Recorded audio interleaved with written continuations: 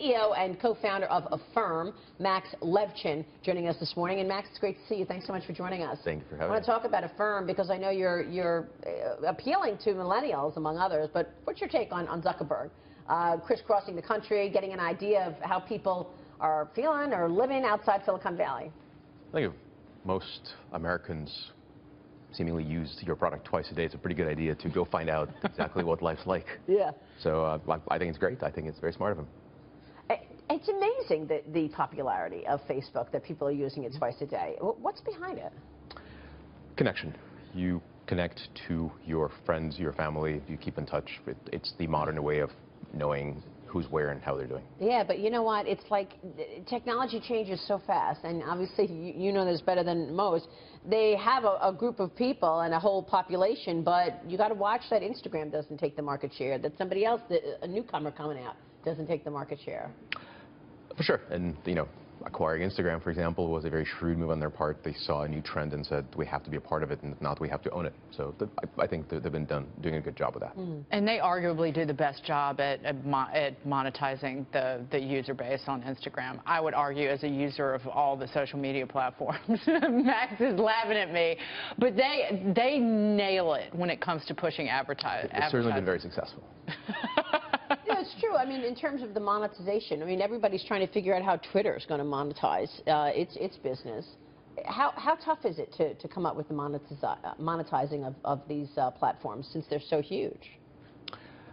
I'm sure it's a challenge because, on the one hand, you want to stay true to your audience and not compromise your values and sort of what you're delivering. On the other hand, you have to make money. It's a business, not a charity. So I'm sure it's a challenge. Certainly, some have done better than others. Yeah, let me ask you something about Mark Zuckerberg crisscrossing across going across the country and getting in touch with Facebook's users.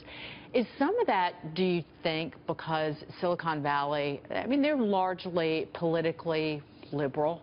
They were caught off guard by the rise of Donald Trump and even Donald Trump's win as the president. You certainly saw that here in New York City. But if you're a real businessman like Mark Zuckerberg, which he is, maybe that was a wake-up call to some people to say, hey, we're really not in touch with the people who are using our products. I'm going out on a limb. You don't have to agree with me, Max. You're welcome to say it. So I would say his popularity speaks against that argument, because he certainly appeals universally, not just the United States, but across the world. So he seemingly knows what his customers want without having to leave Silicon Valley. But I think as he considers, as all of us in Silicon Valley consider real people and our impact on people, not just on the coast, but inside the country, nothing quite works as well as actually going out there and seeing what's going on and speaking with the customer, speaking with a prospective customer, finding out exactly what hurts, what's good, what's bad. So I think it's very smart, and certainly don't know his motivation, but he seems to be genuinely curious about life outside of the Silicon Valley world. The bubble of being a tech billionaire. Sure. Max, you joined us a couple of years, well, I guess the last time you joined us, you talked about Affirm, and you started Affirm because, and here's what you said to us, you said, under the thesis that we could build smarter underwriting and anti-fraud technology to improve on the tired traditional systems. Update us on Affirm. It's been going great. We just announced we've made 1 millionth loans from inception. We are still laser focused on serving consumers at the point of sale, creating loans specific to the purchase that they need, basically offering the simplest, easiest to understand product for financing an item that you have in your hand that you want to buy and you're considering whether it's comfortable enough for you to afford. And the thesis behind the things that you mentioned, that's for us to work on. The offering to the consumer is based on the fact that I think the tired system, the reason it's so tired is because it's confusing. People have been harmed by products that they can't understand. And one of the, sort of, to go back to Mark Zuckerberg, the reason he's going out there and talking to people, because in Silicon Valley, it's very apparent that, no, we don't actually understand what ails some of the real people that live out there. And what we understand at Affirm is that the confusion that is created by a lot of these financial products offered at the point of sale and elsewhere is hurting people. And so offering them something that they can fundamentally understand has been very successful for us. We've been growing very, very quickly. We have almost 1,000 merchant integrations and millions of consumers now using our products. So the merchant integration is obviously real important. And you're actually building on the idea that people don't trust the traditional banks, well, especially the millennials.